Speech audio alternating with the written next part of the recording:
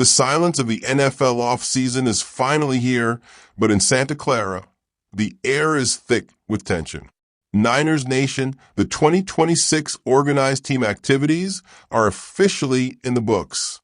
The grueling, hot, voluntary days of 49ers OTAs have wrapped up. But something strange happened right at the finish line. Mandatory minicamp? Canceled? Yes, you heard that right. Completely wiped off the schedule. Now, on the surface, a head coach canceling mandatory practices sounds like a red flag. It sounds like a team losing its grip. But today, we're going to peel back the curtain and explain exactly why this cancellation is actually the ultimate sign of strength for San Francisco. The next time this squad steps onto the grass as a collective unit, it'll be the end of July. The intense, unforgiving grind of training camp will be upon them. So before we enter that long, quiet stretch of the summer, we are doing what we always do at this pivotal moment of the year. We're handing out the hardware and we're handing out the pink slips. Welcome back to NFL Focus. Today, we are breaking down the definitive winners and losers of the 49ers 2026 OTAs. Look, I'm going to be completely honest with you. Most of this list is genuinely thrilling. It's the kind of news that will have you staring at the calendar, counting down the days until kickoff, feeling incredibly good about what John Lynch and Kyle Shanahan are building out there in Santa Clara. But I need you to stay with me until the very end, because that last loser on our list, it is not just a standard football story. It is one of the most jaw-dropping, self-destructive, and baffling sagas in recent NFL history. It's a situation so wild, you'll have to hear it twice to believe it. And we are going to give it every single second of the attention it deserves. Let's get into it. Let's start with winner number one. And surprisingly, this award doesn't go to a single player. It goes to the entire roster. It all stems from a massive decision Kyle Shanahan made this week. A decision that initially sent shockwaves through the media, but makes total, absolute sense once you understand the hidden context. As we mentioned, Shanahan canceled mandatory minicamp. Not just a single walkthrough, not just an early afternoon off, the whole thing. Minicamp was locked in for June 9th and 10th. Now, it's gone, cleared from a schedule. The players were told to pack their bags, go home, and cherish time with their families before the true exhaustion of the season begins in late July. Now ask yourself, why does a notoriously strict, detail-oriented head coach like Kyle Shanahan just give his players a free pass? The answer Shanahan gave the media is quite literally the best possible news a 49ers fan could ask for. He looked at the reporters and revealed the truth. Perfect attendance.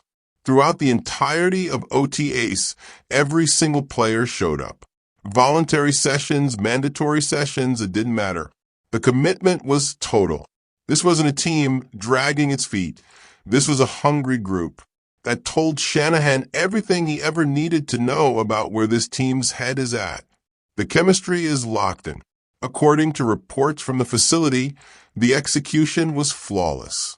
The offense was humming, operating with a sharp, crisp tempo. And on the other side of the ball, the defense undergoes a massive transformation. Under new defensive coordinator Raheem Morris, the unit was aggressively learning the sophisticated nuances of his scheme, transitioning away from what Robert Saleh was running a year ago. But beyond the playbook, there is a much bigger reason to celebrate. Critically, the Niners emerged from OTAs mostly healthy. When you have a roster burdened with this kind of recent injury history, health isn't just a bonus, it's the entire season. Think about it. Ricky Pearsall has been limited to just 13 games across 2 full professional seasons. Brandan Aiyuk played in a mere 7 games over that same span before his dramatic exile from the active roster. When your depth has been tested like that, you protect the bodies you have at all costs. And then there's the final piece of the puzzle, the schedule. The 49ers are about to face a brutal, grueling reality. This season, San Francisco will travel more miles than any team in the history of the National Football League. We are talking north of 38,000 team miles over the course of the year. That is a staggering, exhausting number. When you factor in that unprecedented travel burden, every single unnecessary practice rep in June, every single snap that could lead to a freak ACL tear or a pulled hamstring, is a risk simply not worth taking. Training camp is still 6 weeks away. Shanahan made the ultimate chess move. He protected his players, rewarded their dedication, and gave the entire team a massive victory before the war even begins. Before we dive into the standout players who lit up the practice field, I want to take a quick moment to speak directly to you, the NFL Focus family. Producing these deep dive documentaries takes an incredible amount of research, hard work, and endless hours in the editing room. We do it because we share your passion for the game. But we can't grow this community alone. If you're enjoying this deep dive, please take 1 second to smash that subscribe button, hit the like button, and share this video with another faithful fan. Every single subscription acts as direct motivation for us to keep pushing, keep digging, and keep delivering the highest quality content on YouTube. Drop a comment below just to say hello. We read every single one. Thank you for the incredible support. Now, let's get back to the film room. Now, let's talk about the individual standouts on the field. And winner number 1 among the players is a name that casual Niners fans are still desperately trying to learn: Dejon Stribling. The first-round rookie wide receiver out of Mississippi was a massive talking point during the 2026 NFL Draft. The 49ers invested their most valuable asset into this young playmaker, and the early dividends are breathtaking. Stribling didn't just show up to OTAs to learn the ropes. He walked on the field and immediately started making seasoned, veteran defensive backs in the secondary look deeply uncomfortable. There's one specific image from camp that currently has the entire 49ers fan base buzzing on social media. During the final open OTA session, Stribling completely blew past the secondary. Not once, but twice on deep post routes. Both plays resulted in explosive chunk gains, and one of them was a beautifully tracked walk-in touchdown. At 6'2", with a reported flat 4.4 40-yard dash, Stribling is the prototype. He combines the raw, physical size you desperately want from an X receiver with the elite vertical speed you absolutely need to stress an NFL defense over the top. Let's be honest, this vertical element is exactly what Kyle Shanahan's offense was missing last year. Even new defensive coordinator Raheem Morris, the man whose sole job it is to stop guys like him, couldn't help but marvel at the rookie. Morris publicly praised him, stating that number 15 can move, noting that he's getting better every single day, and highlighting those 2 massive splash plays on opposite sides of the field. Look, when the defensive mastermind tasked with stopping you is the one singing your praises to the media, you are doing something right. The path to significant playing time for Stribling is wide open. He can effortlessly slide into the heavy blocking, physical role vacated by Jawan Jennings, who is now with the Minnesota Vikings. Stribling has the frame to move all around the formation. And if a veteran like Mike Evans misses any time, the rookie can immediately step in as the primary X receiver. He has to prove it when the pads come on in August, but the foundation he built this spring is undeniably real. That brings us to wide receiver winner number 2, Jacob Cowing. Cowing is entering an absolutely critical year 3, following what can only be described as a nightmarish, heartbreaking sophomore campaign. Cowing did not play a single snap of football in 2025. Not one game. He was plagued by a relentless hamstring injury that he initially pulled before the preseason even started last July. He was forced to watch from the sidelines as the 49ers receiving core repeatedly collapsed under the weight of injuries, leaving Brock Purdy stranded. It has been a deeply frustrating couple of years for a young player who showed jaw-dropping promise during his final collegiate season at Arizona.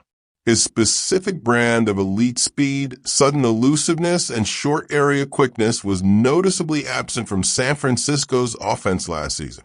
But Kyle Shanahan noticed a change.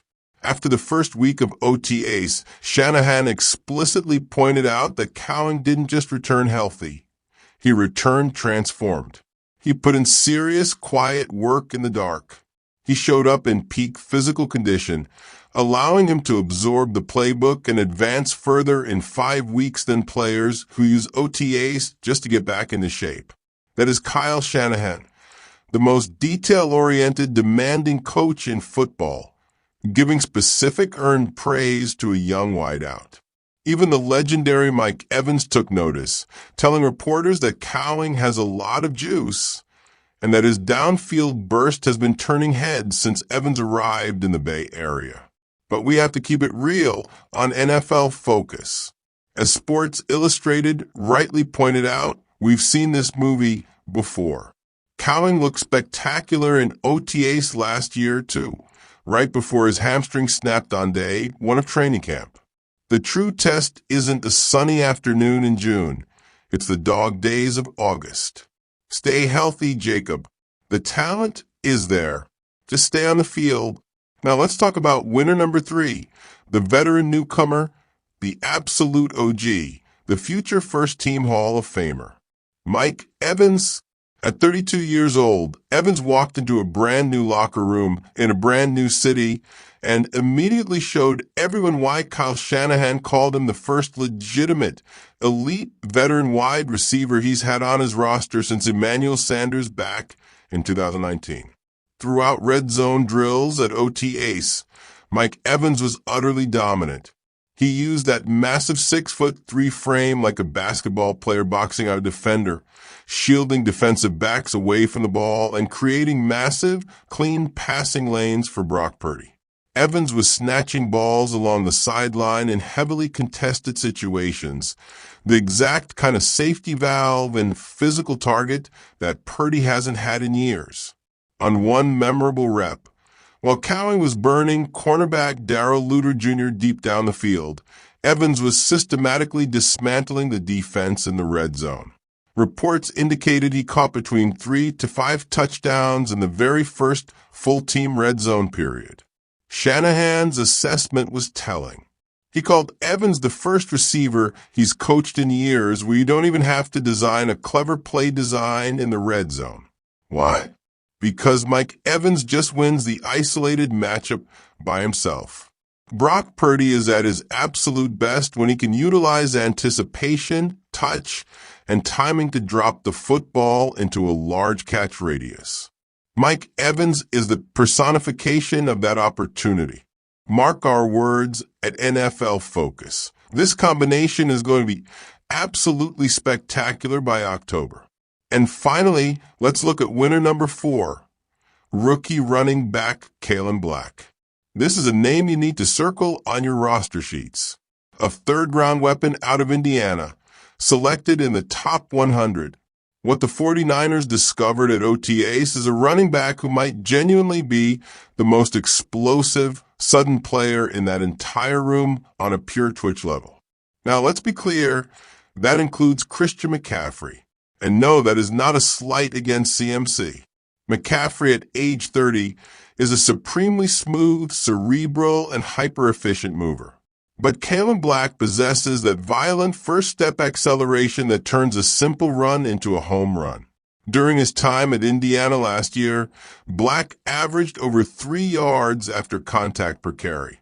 That is the metric that defines elite NFL backs. It tells you that when the blocking breaks down, he can turn a dead play into a positive gain. The Niners lacked a consistent change of pace back who could do that last year, and the run game grew stagnant at times because of it. Black isn't taking McCaffrey's starting job, but he's going to be an absolute problem for defensive coordinators as a complementary weapon. Add in other notable wins, like George Kittle suffering absolutely zero setbacks in his Achilles recovery, Malik Mustafa flying around the secondary with bad intentions, and the newly signed safety Ashton Davis showing closing speed that looked like he was shot out of a cannon. and this team looks dangerous. Davis, a former track star at Cal, immediately brought an element of fear to the back end of the defense. The Niners needed pure, unadulterated speed, and they found it. We are about to transition to the dark side of this roster, the losers of OTAs, and the unbelievable story unfolding with Brandan Aiyuk.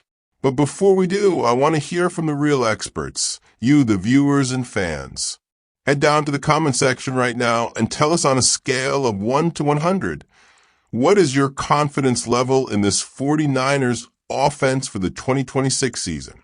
Can Brock Purdy maximize Mike Evans and these explosive rookies? Drop your number below, and don't forget to like this video to help push it out to the rest of the NFL community.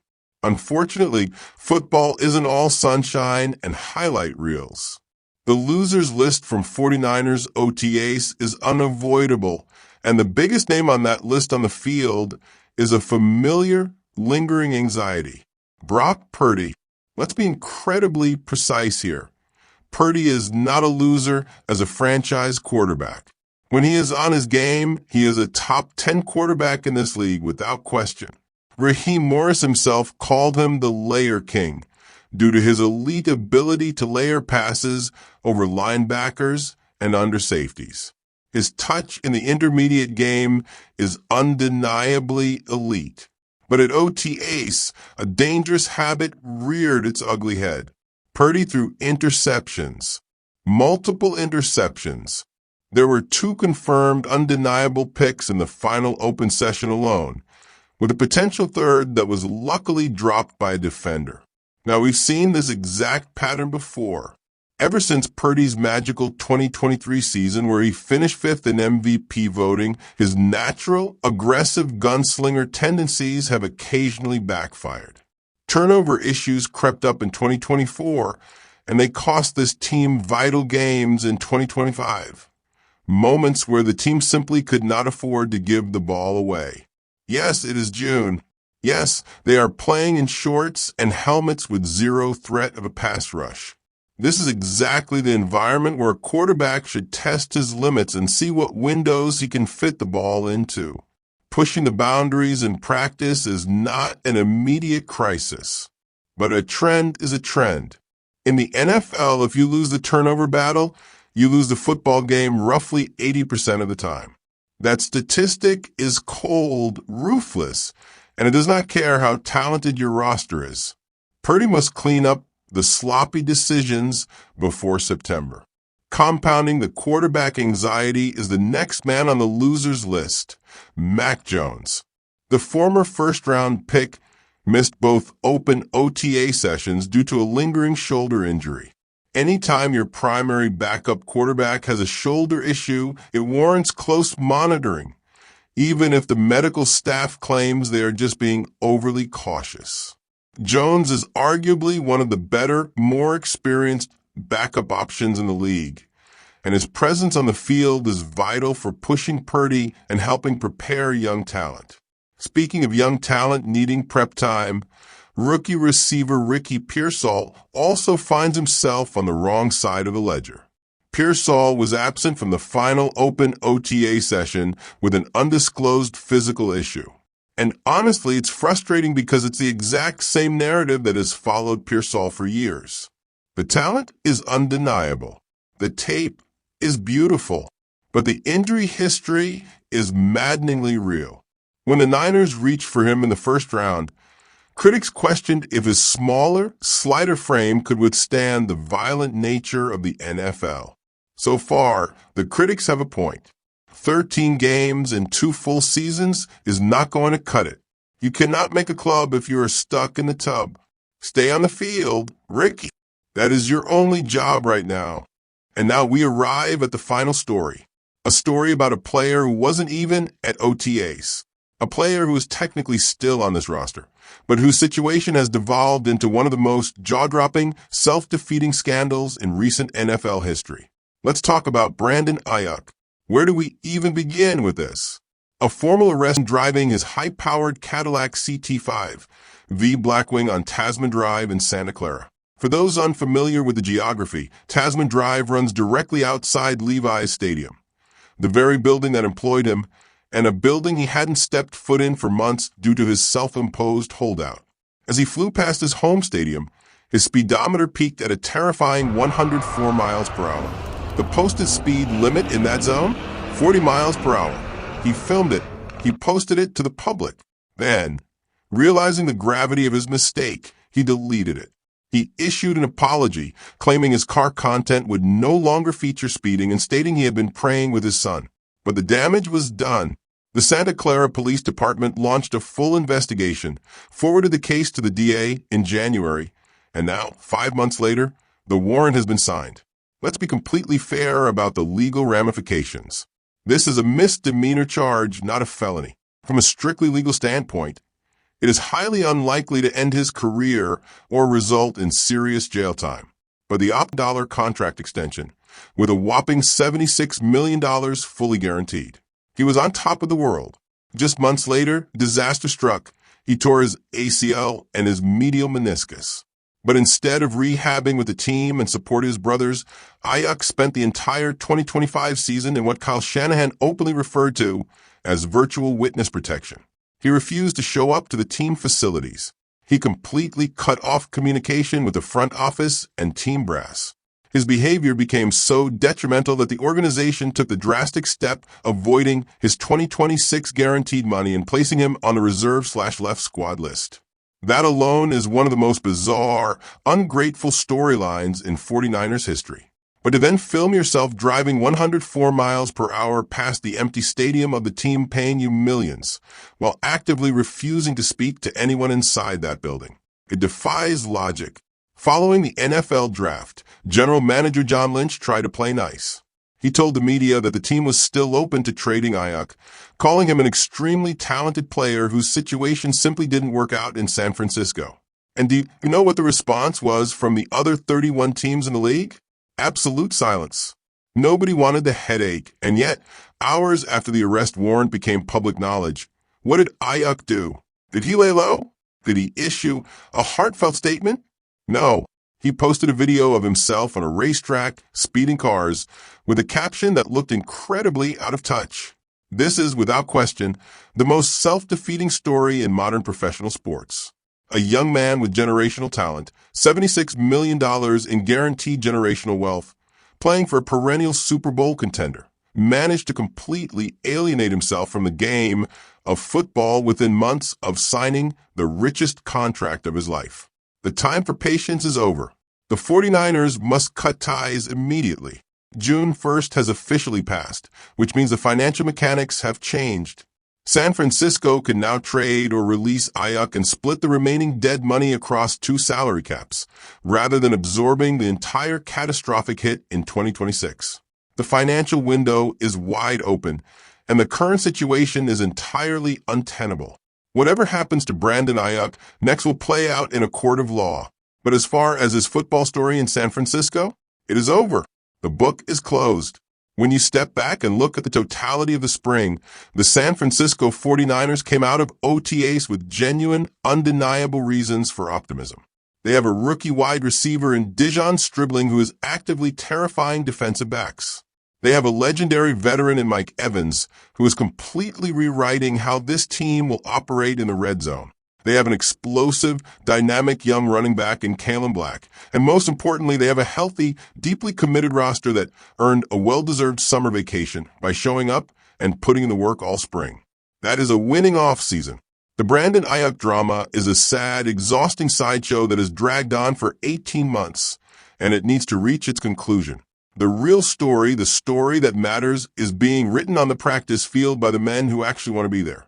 Training camp is just 6 weeks away, Niners Nation, and the best is truly yet to come. Thank you for watching this documentary presentation on NFL Focus. If you haven't already, please hit that subscribe button right now. Smash the like button, and leave a final comment letting us know your predictions. How does the Brandan Aiyuk saga finally end?